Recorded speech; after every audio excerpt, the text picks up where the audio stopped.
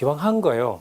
그 유인물들 다 가지고 계시니까 아까 17개 양쪽 가로 요약을 가지고 무장으로 갔는데요.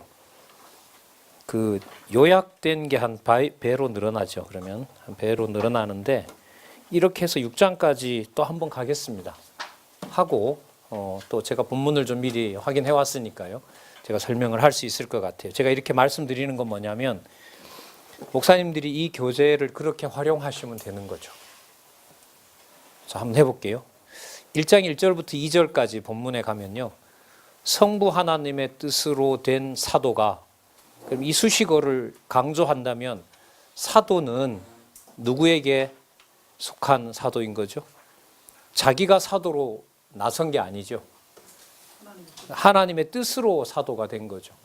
그러니까 잘 아시는 대로 교회를 뭐 하든 잔해하던 자를 하나님께서 태에서부터 택하여 이방인의 사도로 부르신 거죠. 그죠? 예, 사도를 그러니까 하나님께서 세우신 겁니다. 성부 하나님의 뜻으로 된 사도가 이방인 교회인 에베소 성도에게 축원을 합니다. 그러니까 이게 사실 평범한 내용이 아니죠. 유대인의 사도가 누구에게 축복을 한다? 이방인에게 축복한다는 것 자체가 유대인이 봤을 땐 용납이 안 되는 겁니다. 그러니까 유대인들이 신약 성경을 자기네들 지금 기준으로는 못 읽는 게 아니라 읽을 수가 없어요. 이걸 읽고 어떻게 할 수 있겠어요? 정통 유대인이 이방인에게 축복을 해준다? 이거 뭐죠? 카바 아니 뭐죠 이거? 모자를 뭐라 그럴까? 어쨌든 아유 진짜 어쨌든 그걸 쓰고요. 그걸 쓰고 정통 유대인으로서 그걸 할 수가 없는 키바인가요? 예. 자, 계속 볼게요. 성도에게 축원을 하시면서 성부 하나님의 예정 시기, 언제 예정하셨고, 창세전이죠. 방법, 그리스도 안에서요. 목적, 잘 아시는 대로 은혜의 영광을 찬미하게 하려고, 이거 이제 본문에 들어가서 하기를 합니다. 그러면 성부 하나님의 뜻으로 된 사도가 에베소 교회 성도들에게 성부 하나님께서 예정하셨던 시기와 방법과 목적에 대하여 알려줍니다. 그 다음에 성자 하나님이 하신 사역의 그 구속의 기초와 그 성격과 동기와 또 목적에 대해서 알려줍니다. 그리고 그 결과로 인한 최종적인 목적 또한 알려줍니다. 목적 앞하고 똑같습니다. 은혜의 영광을 찬미하게 하려는 것이다. 자, 그럼 세 번째, 성령 하나님의 인치심의 기초가 무엇이며 근거와 이유와 목적을 알려주고요. 성령으로 인치심으로 인한 감사와 성도들이 알 것에 대해서 간구하는 내용입니다. 그러면 성부 성자 하나님의 예를 들면 예정과 구속과 인치심에 대해서 성도들이 알게 되는 것이 뭘 알게 되는 거죠? 교회 설립의 기초를 알려주시는 거죠. 맞죠? 사도로 하여금. 그 사도는 하나님의 뜻으로 사도가 되었기 때문에. 그래서 이렇게 보면 복음을 전하는 일을 서로 해나간다는 것은요, 어느 누구의 특권이 아니에요. 뒤에 가면 다 나오잖아요. 각자 그 사람에게 뭘 준 거죠? 직책을 맡게끔 주신 거죠. 근데 이게 잘 아시는 것처럼 이 한국 교회가 강해권에서부터 이제 뭐 예를 들면 삼권, 뭐 재정권, 행정권까지를 전부 법으로 묶어 놓은 건 이거는 진짜 에베소서로 보면 용납할 수가 없어요. 진짜 이거는 하루라도 빨리 성경으로 돌아올 수 있도록 하나님 개혁해 주셨으면 진짜 좋다는 뭐 기도밖에 안 나옵니다. 자, 어쨌든 계속 볼게요.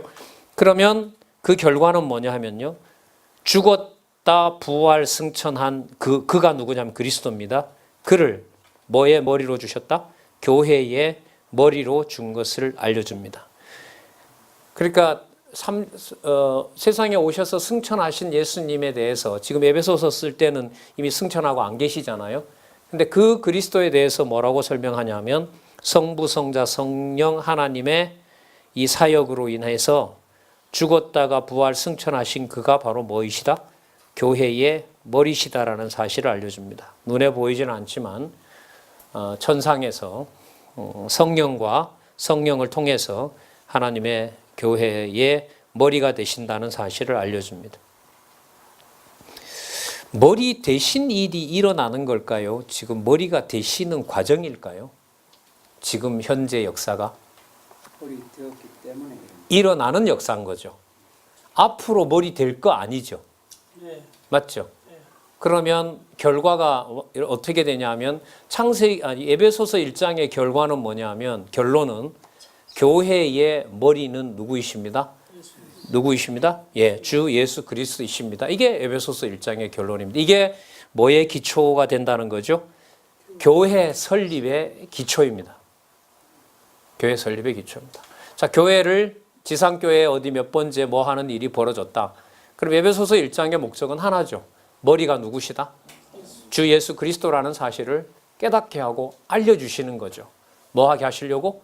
무장시키시려고요. 무장시키시려고.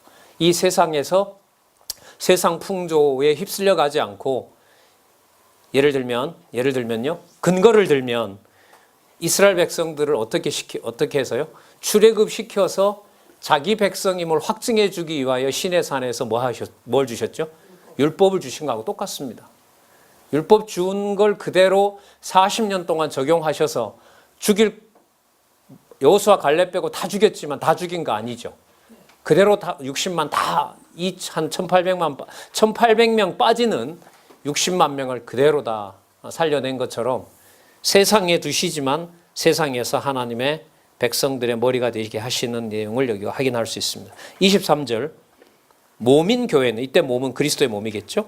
그리스도의 몸인 교회는 만물을 충만케 하는 자 바로 하나님 아버지고요. 하나님 아버지께서 만물을 충만케 하는 자의 무엇임을 충만임을 알려줍니다. 그러면 세상에 뭐 미국도 들어있고 한국도 들어있고 이건 전부 피상적인 얘기고요. 세상에 꽉 차 있는 권세와 영광은 누구 통치와 권세가 꽉 차 있는 거죠? 교회의 머리 대신 그리스도를 만물을 충만케 하는 아버지의 영광이 모두 드러나는 거죠. 그러니까 하나님의 교회가 만물 위에 있기 때문에 그 만물을 또 그리스도가 통치하시지 않습니까? 그럼 이 말은 너무나 큰 걸 벌써 제시해주고 있죠. 그러니까 교회 중심의 세계 역사관이라는 말을 안 할 수가 없는 겁니다. 이것은. 그러니까 모든 일어나는 일이 뭐와 무관한 게 없는 거죠. 교회의 머리 대신 그리스도의 통치권과 무관하지 않은 게 없습니다. 근데 문제는 모르는 거죠. 제대로 전달을 또 성경을 통해서 하나님의 어떤 섭리를 잘 모르기 때문에 무관한 것처럼 그렇게 말을 하고 무관하는 것에서 끝나지 않고 내 좋을 대로 이제 하나님의 교회를 어떻게 보면 이제 그릇된 길로 인도하는 경우가 많이 생기는 거죠. 자, 그다음 계속 볼게요. 2장 1절에서부터 3절. 허물과 죄로 죽었던 시대의 상태 및 행위에 대해 알려줍니다. 그러면 여러분 2장 1절에서부터 3절을 보시려면 앞부분에 나타난 하나님 아버지께서 예수 그리스도를 교회의 머리로 삼아 주셨다는 것을 전제로 해야 됩니다. 앞부분에 나왔잖아요. 그죠? 자, 그러면 허물과 죄로 죽었던 시대의 상태 및 행위에 대해서 알게 된다는 말은 머리 대신 그리스도께서 뭐예요? 허물과 죄로 죽었던 시대도 뭐가 되는 거예요? 여전히 머리가 되시는 거죠. 맞죠? 저희들이 중생해야만 예수 그리스도께서 교회의 머리 되시나요? 아니잖아요. 그죠? 그러니까 그 이전에 이미 예수 그리스도는 뭐하고 계신 거죠? 교회의 머리가 되신 거죠.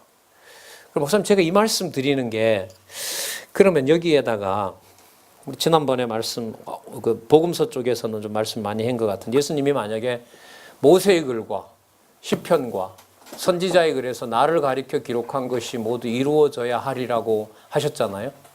그럼 지금 이 내용으로 보면 요때부터 교회의 머리가 되신 거예요? 아니면 창세 때부터 세상을 만드실 때부터 아니면 성부 하나님 예정으로 가면 여기서부터잖아요. 그죠?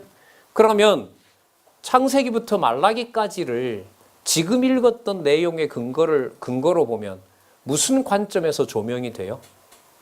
지금 여기 보면 주 예수 그리스도가 뭐 되실 것에 대한 교회 머리 되실 것에 대한 약속이 모세의 글과 시편과 선지자의 글에 나타난다는 거죠. 그러니까 구약 어디를 읽든 간에 지금 읽었던 1장과 2장 초반부만 보더라도 전부 그게 무슨 얘기인 거예요? 교회에 관한 언약이 되는 거죠. 그래서 특별히 에베소서에서 어떤 개념이 나오냐 하면 여러분 여기 보시는 대로 무슨 개념이 나오냐 하면 신약교회란 말이 나와요. 목사님. 그럼 신약교회라는 말이 나온다는 말은 신약교회 반대말을 굳이 뭐로 잡으면 될까요? 구약교회잖아요. 그럼 이 말은 뭐냐면 1장과 2장에서 살펴본 그리스도께서 교회의 머리가 되셔서 허물과 죄로 죽었던 시대에 주로 예수님 오시기 전까지는 누구에게? 주로 이스라엘과 유대 백성들에게 계시해 주신 거죠. 근데 계시해 주신 것의 내용을 에베소서에 지금 말씀하신 내용으로 보면 창세기에서부터 말라기까지가 전부 무엇에 대한 예표로서의 모형이죠? 교회에 대한, 신약 교회에 대한 예표로서의 모형과 그림자입니다. 이게 제 얘기가 아니고요. 지금 가지고 계신 책의 앞부분도 읽어 나가다 보면 그 내용이 그래서 나옵니다. 그러니까 제가 지금 이렇게 목사님들한테 안내를 드리는 이 방식을 보시고 아마 다 감을 잡으셨을 텐데, 어떤 한 사건이 나오면 한 부분으로 가는 것이 아니라 이전에 나타났던 내용에 뭐 큰 그림을 그려서 담아내는 거구나. 이게 그렇게 안내를 해주고 있습니다. 이 책이. 그럼 한번 보세요. 아까 2장 1절 앞부분에 허물과 죄로 죽었던 내용이 그 부분에 몇 장 몇 절에 매이지 않고 그 내용이 에베소 전체와 연관도 될 뿐만 아니라 에베소에서부터 아까 지나왔지만 교회 체제인 빌레몬서 디도서까지도 잡고 있는 거고, 그 모든 내용들이 신약 교회를 의미한다면 그 모든 내용들에 대한 예언이 이미 어디에? 창세기에서부터 에스더서까지, 그 다음에 욥기에서부터 아가서까지, 이사야에서부터 어디까지? 말라기까지 이미 다 예언되어 있고 언약되어 있다라는 것이 여러분 성경신학에서 말하는, 자, 저희들이 성경 해석의 그 원칙이 뭐냐 하면 요대로 쓰면 되는 거죠. 언약 성취하시는데, 지금 오늘 여기 보시는 대로 섭리를 하나님이 하시는 거예요? 아니면 우연이 된 거예요? 그렇죠. 하나님께서 이미 작정해 놓으신 대로 되는 거죠. 그 말을 뭐라고 하냐면 여호와께서 언약하셔서 여호와께서 성취하시는데, 그걸 여호와께서 하신다라는 의미에서 언약 성취 섭리사라고 성경을 해석하는 원리를 이렇게 설명합니다. 자, 굳이 대비를 시킨다면 이렇게 됩니다. 엄격하게 말하면 대비는 아닙니다. 언약 성취 섭리사 속에 언약 성취의 방법이 하나님이 뭘 쓰는 거죠? 구속이라는 걸 쓰는 거죠. 여기 당장 우리 읽었잖아요. 그리스도 안에서 이미 우리를 예정하사, 그 말은 뭐 하셨다는 거죠? 구속하셨다는 거죠. 근데 목적이 어디로 올라가요? 누구의 은혜의 영광을 찬미한다? 아버지 하나님의 영광을 찬미한다라는 걸로 이제 쭉 상위의 그 본래 목적으로 가는 거죠. 자, 좀 더 볼게요. 자, 그 다음에 4절에서부터 7절. 죽은 자들을 살리는 요인과 결과 및 목적에 대하여 알려줍니다. 자, 이 내용은 본문에 들어가서 살펴봐야 될 것 같고요. 다음에 보겠습니다. 그 다음에 구원에 대한 성격과 이유와 그 최종 목적에 대해서 알려줍니다.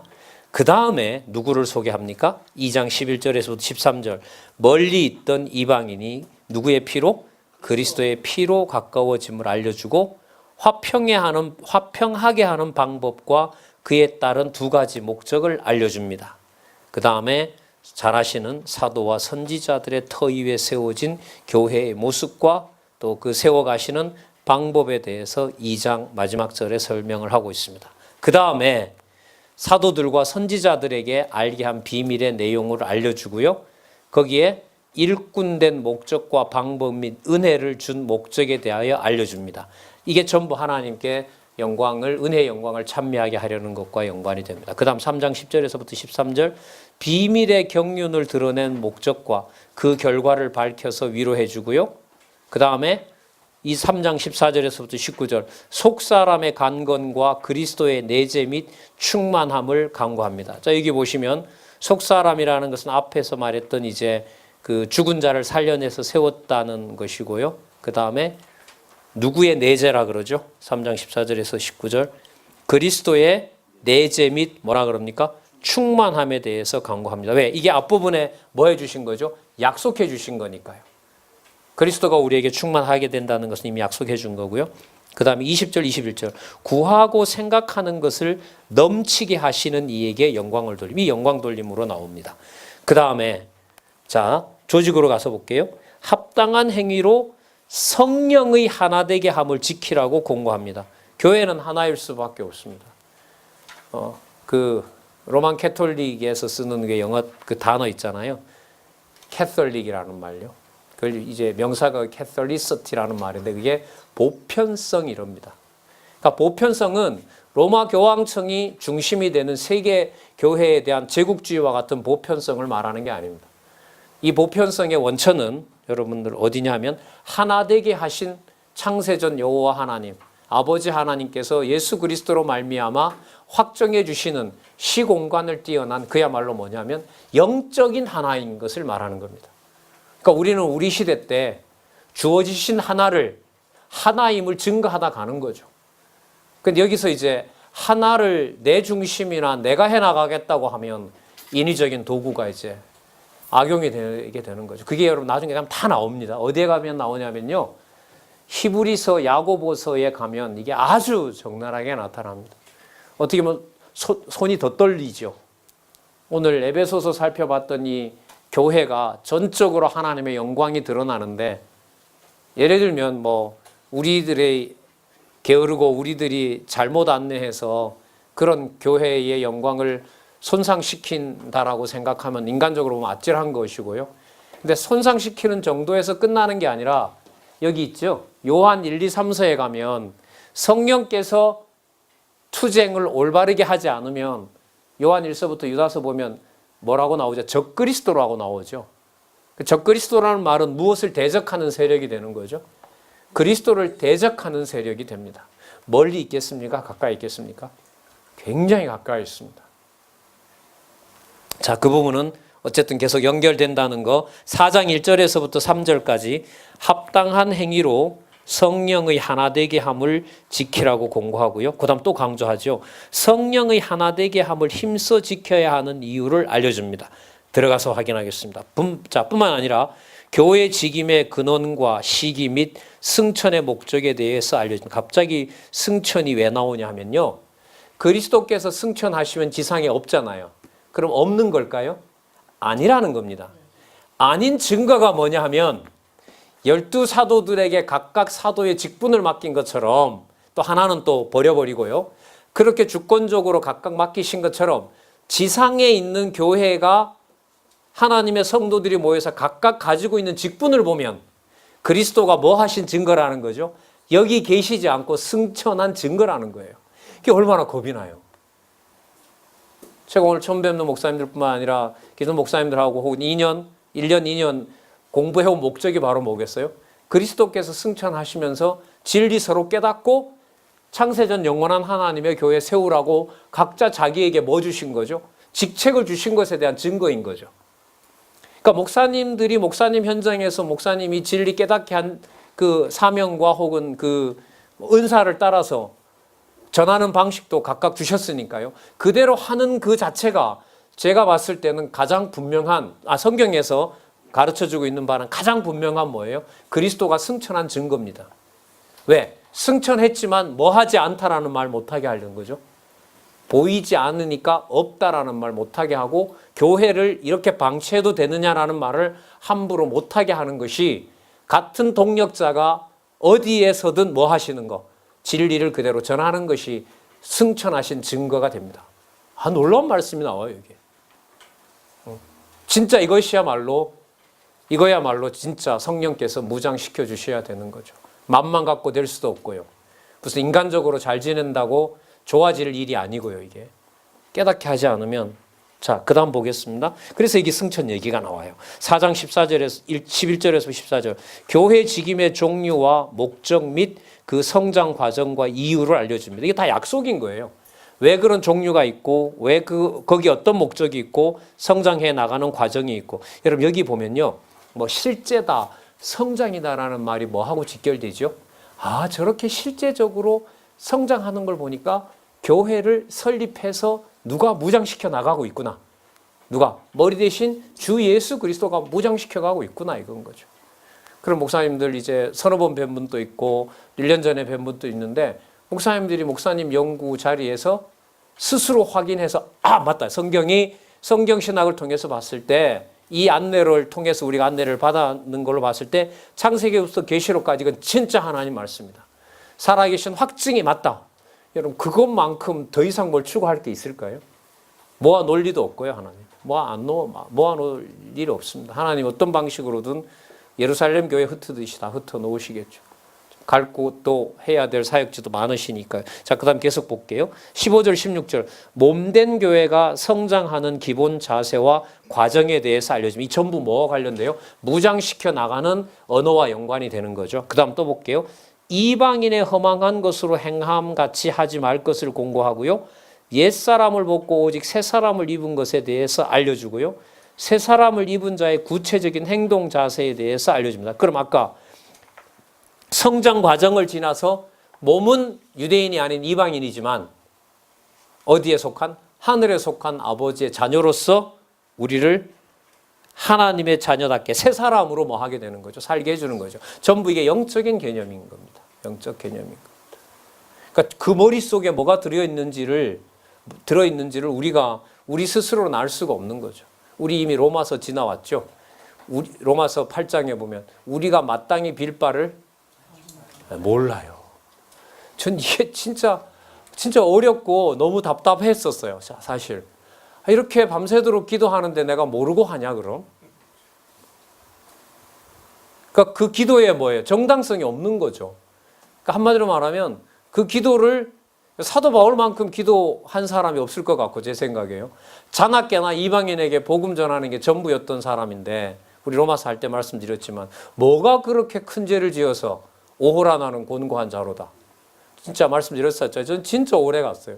이 말씀 듣고도 한참 갔고요.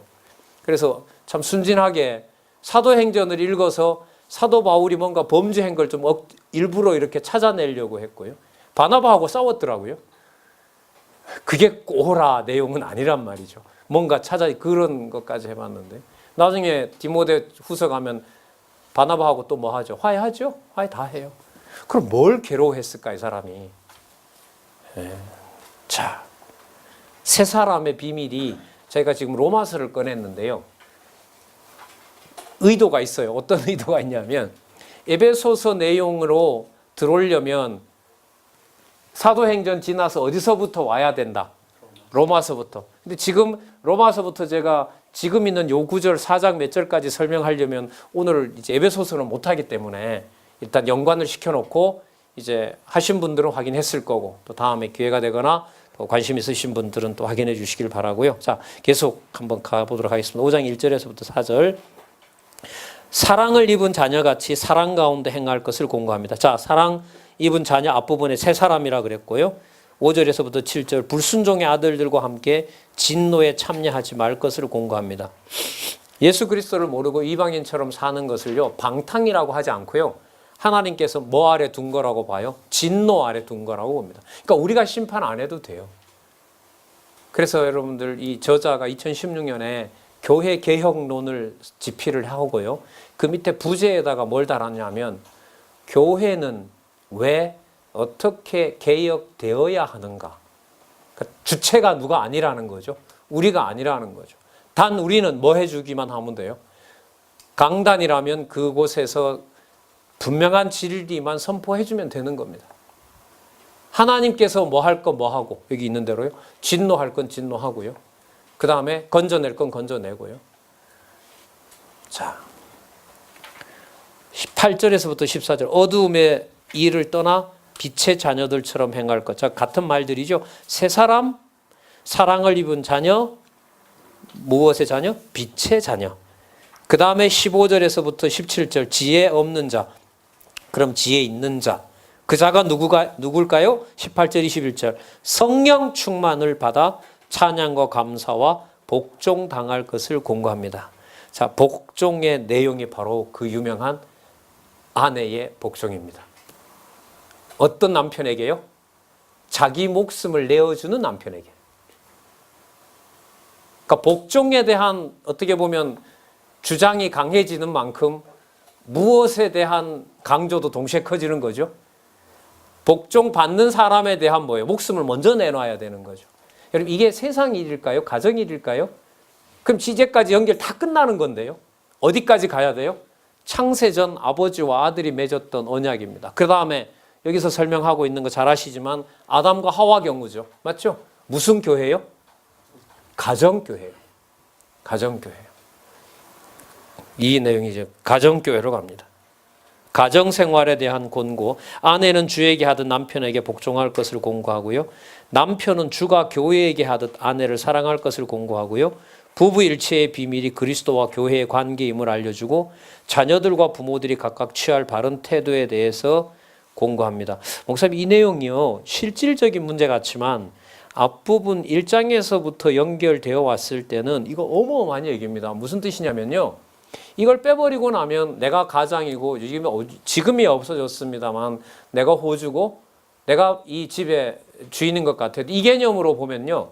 하나님이 이 가정 왜 만들어 놨냐? 답이 나오죠. 주 예수 그리스도께서 가정교회 세우라는 가정교회를 계시하시기 위한 내가 원하든 원하지 않든 마음에 들든 안 나든 뭐예요? 교회가 바로 그 원천이 되는 겁니다. 그러니까 우리 문화권에서는 이게 굉장히 충격적인 거죠.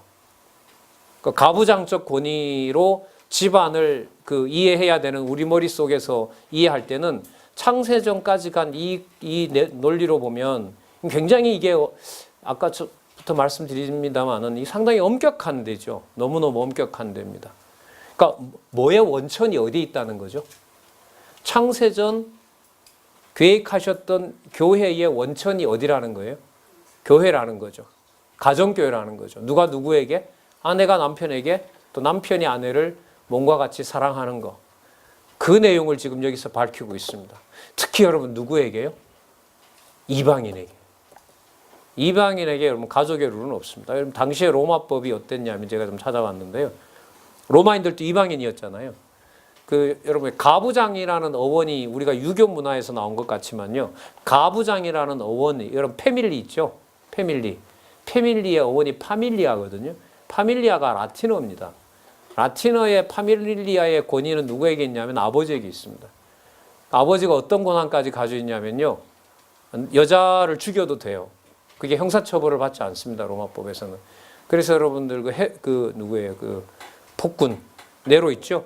네로 장모 죽이고 부인 다 죽이잖아요. 그래도 그 형사법에 저촉을 안 받습니다. 그리고 어떤 권한 가지고 있죠? 시집간 딸 정략적으로 다시 데리고 와서 다시 결혼시켜도 돼요. 그 모든 권한을 누가 쥐고 있어요? 아버지가 쥐고 있어요. 아버지가 쥐고 있습니다. 가부장에 대한 권위는요, 이방의 문화로 봤을 때는 거의 뭐예요? 절대적이에요. 왕권인 거예요. 여러분 예를 하나 들면 어디에 나오냐면 이게 이제 서양 문화와 관련된 건데 우리 문화도 좀 이렇게 이해놓으면 유익할 게 있으니까요. 그 모르드게의 사건 아시죠? 아하수에로 왕이 잔치를 벌였는데 와스디가 나와요, 안 나와요? 한 잔 먹고 왕비 좀 자랑하려고 하니까 여자가 안 나오잖아요. 그러니까 신하들이 왕이요. 그 왕비가 만약에 그러면은 전국에 있는 여자들이 누구 말을 안 듣습니다. 남편 말 안 듣습니다. 그냥 본보기를 보여줘야 됩니다. 그러니까 와스디를 폐위시키거든요. 쉽게 말하면 그런 거예요. 그러니까 여자에 대한 어떤 모든 생사, 여탈, 모든 권한을 여러분 일반화되어 있던 지금부터 2000년 전에 그 여자를 위해서 남편이 뭘 내놓는다? 그리스도처럼 뭘 내놓는다? 목숨을 내놓는다는 것은 이거는 인간적으로 용납을 하고 받아들일 수가 없는 거죠. 그럼 이게 단지 가정을 말하는 게 아니잖아요. 왜 지금 여기에서 가정이 갑자기 튀어나오냐고요. 어디로 돌아간 거죠?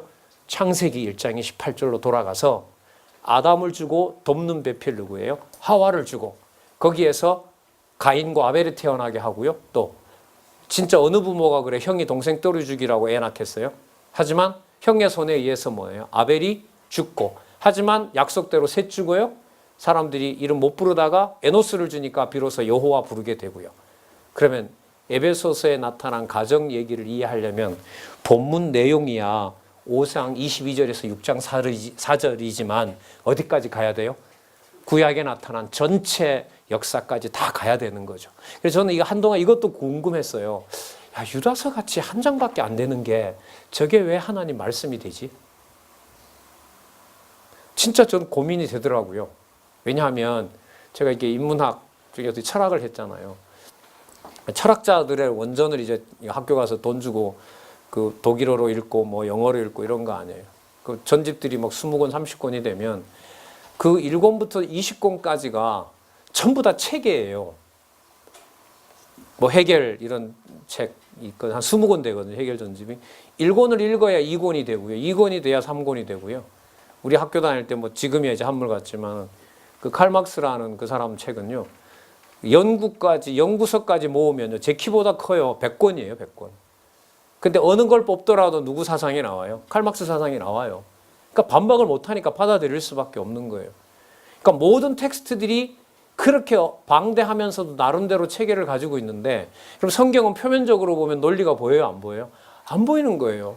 이게 얼마나 이게 참 말씀은 읽긴 읽는데 이 유다서가 왜 요한 1, 2, 3서 다음에 나오고 그 다음에 요한계시록에 나오는지 진짜 이게 숨겨놓은 비밀. 이건 누군가가 물으면 이건 진짜 꼼짝없이 맹목적으로 믿어야 되는 이런 측면이 있었단 말이죠. 그런데 자, 가정교회 얘기, 가정생활 얘기하다 나왔습니다만은 이 가정생활의 비밀은 창세기에서부터 숨겨놨던 비밀을 보여주시는데 유대인뿐만 아니라 이게 누구에게도 해당된다? 이방인에게도 해당된다는 교회에 대한 엄청난 비밀이 5장 22절에서부터 6장 4절까지 나와요. 그 개념들이 과연 그런지는 이제 본문으로 가야 돼요. 제가 안내해드린 말씀이 과연 성경대로 안내하고 있는지를 보시려면 그건 이제 본문으로 가서 같이 확인해야 돼요. 그 다음 더 가볼까요? 여러분 잘 아시는 자녀들을 주 안에서 공경하고 그 다음에 자녀들은 부모를 공경하고 땅에서 여러분들 장수하리라 그러잖아요. 쉽게 말하면 이런 거죠. 왜 태어나게 했느냐 자녀로서 뭐 알게 하는 거죠. 부모를 통해서 주 예수 그리스도께서 만유의 주 되시고 가정의 주인 되시고 하나님께서 창세전에 우리를 뭘로 가정으로 모으셨다는 가정교회로 불렀다라는 것을 창세기부터 보여준 비밀을 알게 해주려는 거죠. 그래서 여러분 서신서 아까도 말씀드렸는데 서신서 마지막에 수신자들 안부를 전하라고 하는 교제를 당부하는 데 보면 전부 무슨 교회예요? 다 가정교회예요. 근데 이걸 깼다고요. 적어도 88년부터 80년대부터 올림픽 공원으로 모으고 대중 집회소로 모아가지고 새벽부터 이 가정교회를 건든 거예요. 진짜 이 문제로 보더라도 진짜 한국교회 어떻게 보면 지도자들이죠. 지도자들을 하나님께서 진짜 심판하지 않고 이 시간까지 이렇게 계속해서 관용으로 섭리해 왔다는 생각을 해보면 진짜 감사하다는 생각이 많이 들어요. 그래서 가정교회를 파괴했어요. 한국교회가. 교회의 원천인 싹을 잘라버렸어요. 그래서 여러분 이 저자가 목회 지금은 은퇴하셨는데요. 과거에 보면 그 남편 몰래 왜 성미 아시죠? 목사님. 옛날에 이게 연보가 없으니까 몰래 이렇게 쌀 가져오고 이게 일반화됐었거든요. 그거 없애버렸어요. 목회 시작하면서. 80년대 만났을 때 없애버렸고요. 집안에 모르는 예산을 교회로 가져오는 거 없애버렸어요. 그렇게 하지 말라 그랬어요. 그러니까 그게 여러분들 얼마나 심각한지 아시겠죠, 이게. 여기 보면. 뭘 파괴하면서요? 네, 가정교회 파괴하면서 바깥에 나와 교회를 양육하고 은사를 실현하고 교회를 자기 은사를 실현하는데 안 맞아요. 저희들이 소속된 기지협도 과거에 이 가치에 그렇게 몰두하지 못했어요. 그래서 저희들이 10년 전부터 아까 말씀드린 대로 노회나 총회법 이게 지금 우리를 끌어가는 게 아니고 성경대로 하자. 그래서 아까 말씀드린 대로 그 에베소부터 디모데 전후서를 집중적으로 해서 50문제 권사 장로님들이 체크해서 자기가 하고요. 그 다음에 이제 이제 설이 기회 주고요. 그 다음에 자기가 자원하고요. 그리고 형편 안 되면은 휴직하고요. 미국이 그러죠. 미국 장로가 1년마다 아마 하는 걸로 알고 있어요. 그리고 장로 일할 때만 타이틀이 장로지 아니에요. 그 다음은 또 와서 하고 하면 이런 뭐 뭐 미국식 민주주의대로 그렇게 했는지 몰라도 여러분 그런 부분들이 있습니다. 그래서 에베소서에서 창세전으로 시작해서 결론 부분이 대상이 누구로 간다? 가정교회로 간다는 것은 진짜 한국교회에서 여러분 지금 학교 교육 다 무너진 거 아시잖아요. 여기서 회복 안 하면 다른 데 길은 없어요. 다르게 말하면요. 한국 교육이 엉망이다라고 욕하라고 우리에게 그 상황 준 게 아니라고 봐요, 저는. 뭐 하는 거죠? 가정교회가 회복이 되면 뭐예요? 교육은 정상화된다. 교육은 정상화된다. 그래서 저희들 그 학술원에서는 규모가 적긴 하지만 교회 학교와 가정교회에서는 성경 가르치는 걸로 부모들이 일을 다 하고요. 그리고 주말에는 역사나 논술이나 그다음에 역사 탐방이나 그런 것들을 방학 때 중심으로 자녀들에게 소개하고 합니다. 예. 뭔가 좀 균형 있게 좀 이렇게 전달해 주고 싶어서요. 그래서 좀 오래 머물렀습니다. 5장 22절에서부터 6장 4절까지 가정생활, 무슨 교회요? 가정교회 문제요. 그 다음에 사회생활에 대한 공고, 이거는 볼게요. 종들은 그리스도에게 하듯 상전에게 순종하라고 공고하고요. 상전에게 공가를 그치라 하며 그 이유에 대해서 알려줍니다. 해결 안 나잖아요. 노사 문제 깔끔하게 어떻게 절대로 해결을 할 수가 없죠. 무슨 관점에서 봐야 머리 대신 예수 그리스도께서 세상을 주관하신다라는 것으로 보고 이익의 불이익과 이익의 문제를 신앙적으로 교회에 터전을 두고 생각하거나 풀어가지 않으면 달리 방법은 없습니다.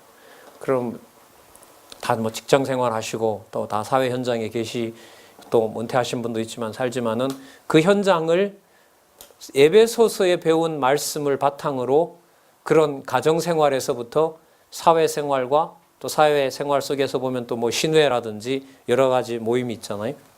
그리고 자기 은사가 있어서 또 실현하는 거고요. 그러니까 직장 생활을 다른 면에서 보면 하나님이 나에게 준 은사잖아요. 그죠? 나는 이런 은사를 준 거. 은사를 안 준 사람이 없잖아요.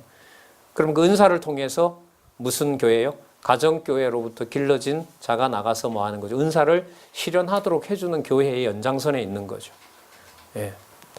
하나님 살아계신 것을 확증하는 자리이고 하나님이 살아계신 것을 하나님이 확증해 주신다면 그 사회생활은 찌들리고 예를 들면 그냥 스트레스가 받는 공간이 아니라 영적으로 말하면 막말로 사도 바울이 감옥 간 것보다가야 덜하지 않습니까? 아무리 한국 고용관계가 나쁘더라도 좀 극단적인 뭐 배수진이런지는 몰라도요.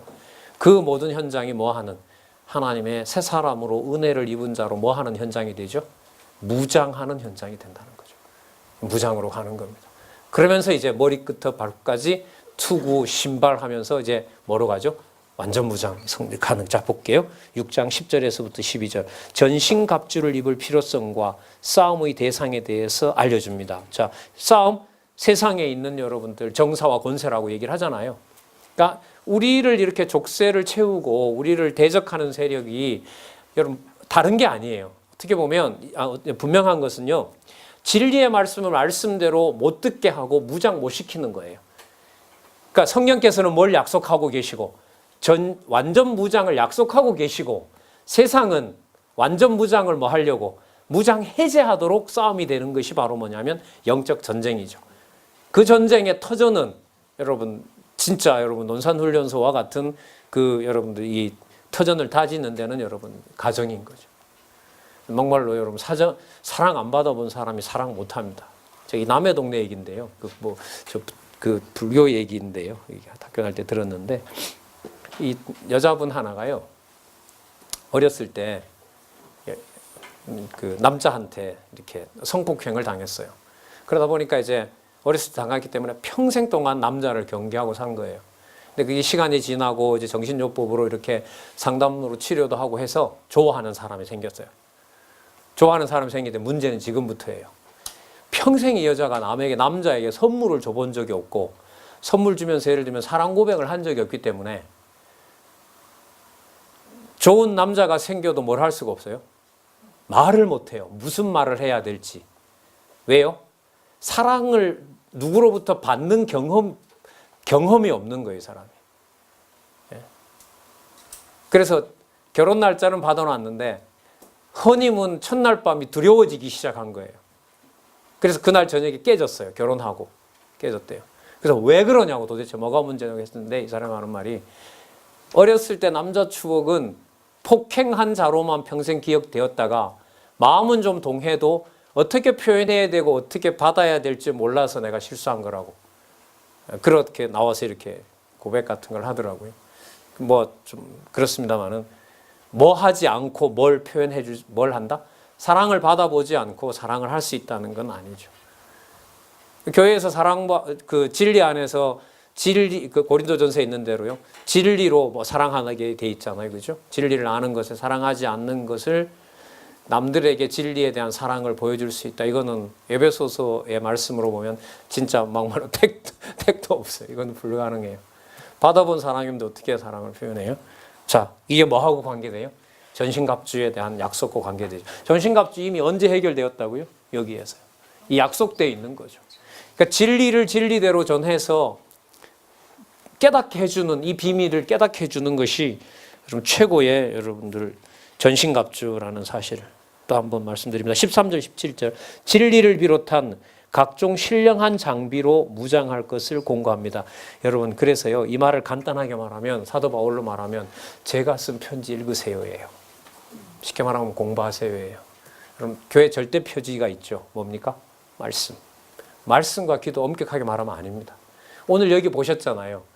말씀을 깨닫게 되면 뭘 안 할 수가 없다고요? 기도를 안 할 수가 없어요.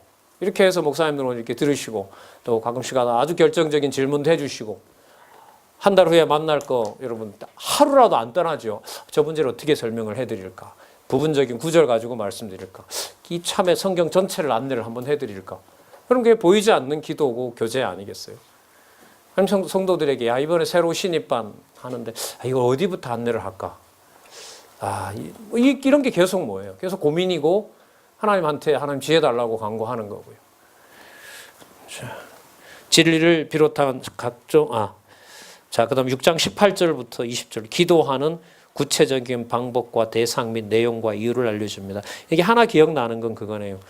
나를 감옥에 가둔 것이 여러분들이 힘들는지는 몰라도 이게 아버지께서 주신 영광입니다. 왜요? 감옥에 와서 뭐 할 사람이 들어야 될 자. 예를 들면 여러분 누구예요? 오네시모 같은 사람. 그 사람 만나게 감옥에 넣은 거예요. 그리고 이쪽 가르쳤던 교회들은 누가 못 건들게. 복음 전했던 사도 바울이 뭐하게? 건들지 못하게. 단지 뭐만 보내고요. 편지만 보내고. 그래서요. 목사님 한번 유념해서 한번 보세요. 지금 에베소 지금 끝부분에 나오는데 여기 보면 진리를 비롯한 각종 신령한 장비라고 하잖아요. 이게 한마디로 말하면 뭐 한 거예요? 성경 공부 시키라는 거죠. 성경 공부 하라는 거고요. 거기 베레아 사람들처럼요. 그래서 빌립보서 제가 기억이 안 나는데 4장 다음에 나옵니다만 4장 17절인가요? 13절에 보면 그런 말이 나와요. 이 빌립보 성도들에게 배우고 받고 듣고 본말을 행하라. 그러니까 뭘 들었고 뭘 받고 무엇을 행한 것인지 선배들, 사도 바울 자신이겠죠. 자기가 무엇을 했는지 그대로 전하라는 거죠. 그래서 유념해서 보시면요. 에베소서 후반부부터 계시록까지요. 끝부분에 권면 속에 보면 쉽게 말하면 성경 공부하라는 내용이 계속 나와요. 그럼 교회 절대표지라는 말은 사람들이 만들어 놓은 용어가 아니라요. 진리의 토대를 두고 교회가 세워졌다면 교회에서는 뭐가 선포되는 것이 최고의 영광인 거죠. 진리가 진리대로 선포되는 것이 가장 영적인 싸움에서 가장 큰 무장이고요. 성도들에게도 뭐예요? 가장 큰 유익이고요. 거기에 은사를 준 저나 여러분들에게도 다른 어떤 것과 대치될 수 없는 최고의 영광스러움이라는 말씀을 여기서 또 확인해 볼 수 있습니다. 자, 6장 18절 기도하는 구체적인 방법과 대상 및 내용과 이유 아까 말씀드렸죠. 자, 제가 여기 옥에 쇠사슬에 매여 있는 거 여러분 걱정하지 마십시오. 나쁜 일 아닙니다. 이렇게 말까지 하고요. 형제된 두기고를 에베소로 보내는 이유에 대해서 알려주죠. 목사님 여기 보면 이런 거 진짜 개인적인 것처럼 보이지 않으세요? 근데 이걸 물어야죠. 여기에 왜 두기고라는 개인 인물이 나올까? 이렇게 물으면 뭐로 가요? 의미로 가게 돼요. 이 두기고는요. 앞부분하고 여러분 다르지 않습니다. 무슨 뜻이냐면 아까 보세요. 설립했죠. 양육시키잖아요. 뭘 줘요? 직책을 주죠. 자, 아까 나중에 나오지만 그 교육을 어디서부터 시켜요? 어디서부터 시킵니까? 어느 교회에서부터 시켜요? 그 대표적인 사람 여러분 누구예요? 디모데요. 맞죠? 너의 조모와 의조모로부터. 유대인 교육이 엄마들이 하잖아요. 자, 지금도. 자, 정식 교육에 이제 학교 랍비들한테 시키지만. 그럼 여기 두 기고는 여러분들 뭐라고 할 수 있습니까? 창세전에 하나님께서 선택해 놓으시고 때가 되어서 불러내어서 뭐 해주시고 직책을 주시고 가정교회에서부터 하나님의 교회를 돌보는 바울로 봤을 때는 뭡니까?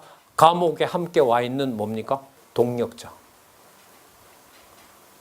그래서 저희들 그 신학교 양지 여기에 다니는 우리 저희 동기들도 몇 명 있는데 학교 다닐 때 그런 논쟁도 많이 했는데 나중에 그 당회장이나 뭐 예를 들면 뭐 이렇게 인사를 실행해야 될 때는 그 뭐 우리가 당사자일 수도 있겠지만은 뭐 저도 처음에 그때 이제 신학교 가려고 준비하고 있었었는데 그 사람의 이력이 좀 중요한 것 같아. 예를 들면 참 목사님 한번 고민을 한번 해보세요. 이런 맥락에서요. 그러니까 어렸을 때 교회 학교 생활을 어떻게 했는지, 그래서 자기 신앙의 원천이 어딘지, 좀 더 이렇게 좀 가르치는 것과 연관이 되면 예를 들면 신학교나 대학에서 뭘 전공했는지, 또 신학교에서 뭐 유학할 수도 있고 하잖아요. 또 대학원 갈 수도 있고 대학원에 가서 뭘 전공했는지, 또 무엇에 대해서 논문을 썼는지, 지도교수는 누구였는지, 그 다음에 저희들이 다 동의했던 거, 교회 학교 때부터 연보했던 통계. 좀 너무 잔인한가요? 그럼 교회 다닐 때 어렸을 때 보면 부모님들 연보 살림이 넉넉해서 준 거 아니잖아요. 그죠?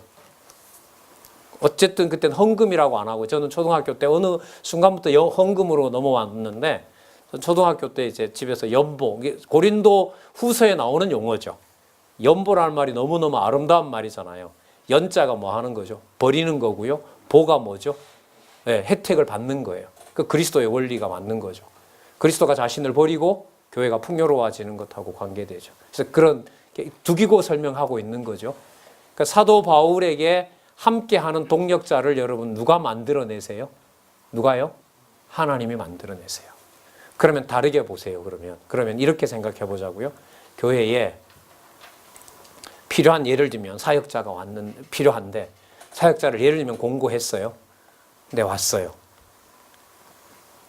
딱 보니까 성경에 너무 충실하고 성경 신학으로 너무 잘 무장이 되어 있고 아름다운 부모 밑에서 너무너무 아름답게 키워 잘 자라게 된 뭐예요? 동력자죠.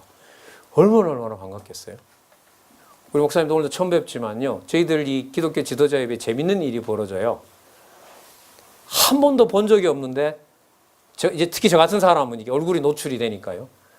전 알고 있는데요라고 하는데 2, 3분만 얘기해 보면 제가 성경을 예를 몇 번 들었고요. 지금 어느 부분 하고 있고 여기서 합니다. 금방 뭐가 되죠? 동력자 되고 친구 되는 거 아니겠습니까? 동료 되고. 그러니까 이 일이 지금 여러분 우리 지금 방 장로님 여기 찍고 계시지만 우리는 자고 있지만 남미 반대쪽에서는 오늘 공부한 내용이 또 오늘 밤에 또 간단 말이죠. 그래서 성경을 이제까지 오늘 에베소서만 어쨌든 왔습니다만은 자, 한 줄 마저 읽고 우리 잠시 쉬고요. 이제 잠시 쉬고 5번째로 이제 에베소서 정리 들어갑니다. 자, 4번 했죠, 사실. 6장 23절에서부터 24절. 형제들 및 그리스도를 사랑하는 모든 자를 위해 축원하는 내용으로 마무리됩니다. 자, 마지막 어떻게 끝난다고요? 성경 공부하십시오. 여러분, 요한계시록 마지막 뭐로 끝나죠? 더하거나 빼면 죽인다. 맞죠? 맞죠? 기록해 놓은 거 더하거나 빼면 어디에서 지워버린다? 그렇죠. 생명책에서. 그러면 진리 관리 누가 하신다는 거죠? 그럼 무장은 누가 시킬까요? 오늘 보신 것처럼 성령께서 하세요. 그러면 목사님도 잘 보시자고요. 오늘 저희들 이 귀한 시간, 오늘 6시간 정도 여기서 함께 보내면서 어쨌든 주로 초점은 에베소서에서 맞췄습니다만 창세전부터 때로는 때로는 창세기, 때로는 요한계시록에 대한 언급을 통해서 크게 그림을 몇 번 그린 거 뭐 하려는 거죠? 그 계시록에 있는 대로 함부로 그 말씀을 뭐 하거나 빼거나 더하지 않게 하려는 누구의 사역이요? 성령의 사역인 겁니다. 너무너무 비교할 수 없는 일이 벌어지고 있는 거죠. 그게 제 목사님들 현장에서 해당되는 분들에게 목사님의 사역을 통해서도 드러나리라고 그렇게 봅니다. 자,